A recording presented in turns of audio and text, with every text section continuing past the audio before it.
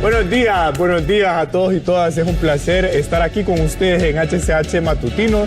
También, como siempre, con mis compañeros Cristian, Cecia y Alex. Bueno, en semanas que cada vez más dan mucho de qué hablar y en este caso mucho de qué analizar, y eso es lo que vamos a hacer hoy, compañeros.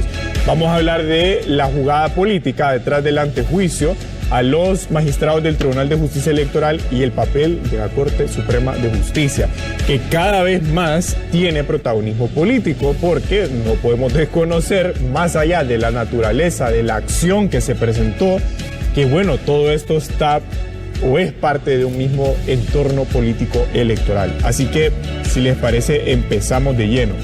Lo primero es que la solicitud de antejuicio que presentó el Ministerio Público aborda tres grandes cosas. Lo primero, argumenta el Ministerio Público que se trata de una resolución de naturaleza irregular que habría dirimido la recusación que se presentó en contra de uno de los magistrados del Tribunal de Justicia Electoral. Eso es lo primero, que aborda la solicitud de antejuicio. También la instalación del pleno de magistrados solo con 2 magistrados. Y luego también la decisión definitiva de la inscripción de candidatos a diputados en Olancho y Valle. Ahora, si lo ponemos en perspectiva, realmente parte de lo que tiene como tema central la solicitud de antejuicio es la instalación del pleno de magistrados con 2 magistrados. Pero yo a esto creo que le faltó al Ministerio Público para demostrar un verdadero equilibrio. Lo primero es el tema de la ausencia injustificada del otro magistrado del Tribunal de Justicia Electoral, porque eso fue parte de lo que pasó como para que los otros 2 tomaran la decisión de sesionar, y recordemos que la ausencia injustificada está regulada en esa ley procesal electoral. Y luego, por otro, que la naturaleza de una recusación para que sea válida tiene que ser presentada por una parte procesal, que en este caso habría que ver si ese fue el caso. ¿Qué es lo que le trato de decir? Que la solicitud de antejuicio aborda estos puntos, pero me parece a mí, para que el Ministerio Público hubiese demostrado un equilibrio real en lo que estaba presentando como solicitud de antejuicio, también tuvo que haber incluido esto y no lo hizo. Y para mí, parte de eso es lo que da paso a que se genere un debate político sobre el antejuicio. Ahora bien, es muy importante distinguir entre un juicio político y un antejuicio, porque veo que también eso ha generado un cierto grado de confusión. Y son 2 cosas distintas. El juicio político básicamente es para destituir a la persona del cargo político. Recuerde usted que a los magistrados los elige el Congreso, es decir, es una elección política realmente.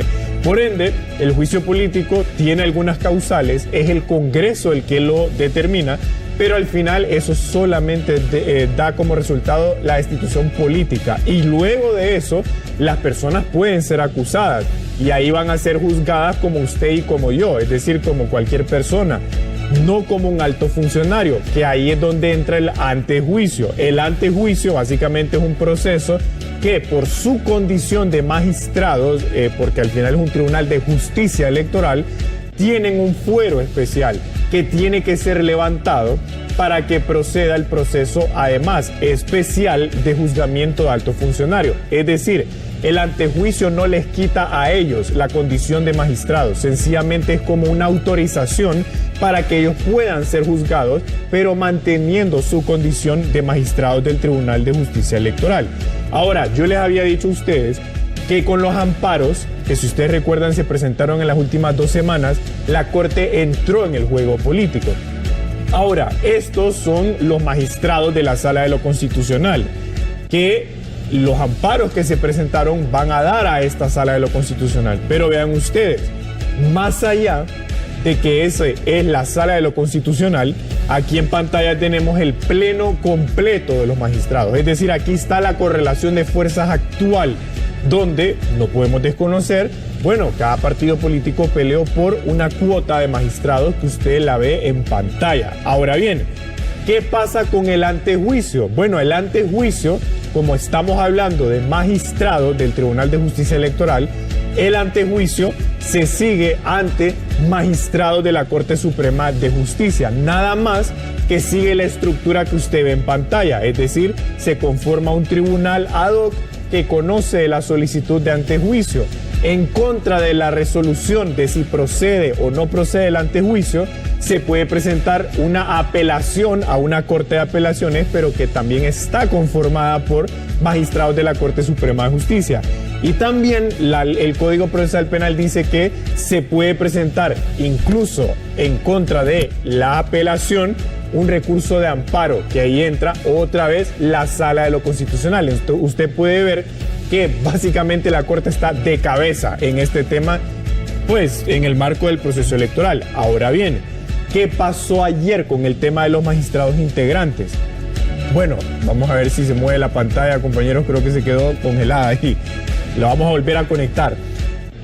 ¿Qué pasó con los magistrados integrantes? Ayer el debate es que la presidenta de la Corte Suprema de Justicia instruyó a la Secretaría General de la Corte Suprema que pudiera integrar un tribunal ad hoc, es decir, un tribunal nombrado solo para el conocimiento del antejuicio. Ahí estamos ya, creo. Son los 3 magistrados, sí. La magistrada Aida Patricia Martínez, Felipe Espiri y el abogado Liticua. Pero en pantalla ustedes pueden ver los 6 integrantes permanentes, es decir, hay 6 magistrados integrantes que están ahí fijos para entrar cuando así lo requieran. Pero, vean ustedes, el reglamento de la Corte dice que son integrantes en casos excepcionales, es decir, primero tienen que entrar magistrados en propiedad, digamos, entre comillas propietarios, y si no pueden entrar ellos, tienen que entrar los integrantes, y esta es una decisión del Pleno de la Corte. Ahora, hay otro punto importante, y ahí están los colores.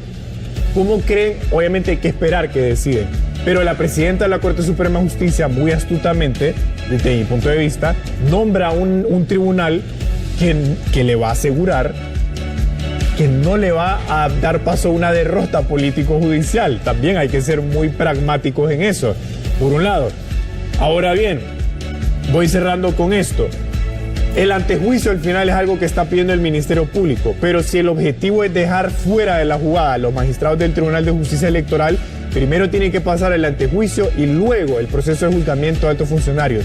Y solo tienen 3 semanas para eso. Y ustedes saben, porque aquí estoy con 3 periodistas que entienden muy bien cómo funcionan los tiempos en los juicios en el Poder Judicial, es poco tiempo para 2 cosas que generalmente llevan tiempo. Entonces, si esto lo mueven rápido, vamos a ver qué tanto interés, no solo judicial, sino político hay de mover estos procesos.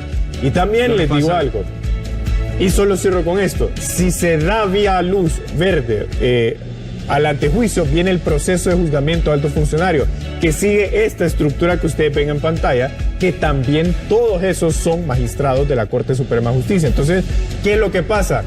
Que al final los magistrados entran en la jugada política, digamos, pero además entra el poder de la presidencia de la Corte Suprema, porque ustedes saben, cuando un magistrado en propiedad entra a una de estas instancias, ya no puede estar en el Pleno. Entonces el Pleno, cuando el caso llega al Pleno, entran otros integrantes y ahí se despierta otro debate, correcto. Así que yo igual cierro con esto diciéndoles que para mí el antejuicio de los magistrados del Tribunal de Justicia Electoral es un mensaje para lo que puede ser el juzgamiento de consejeros o consejeras del Consejo Nacional Electoral. Es un mensaje que están enviando en muchos sentidos.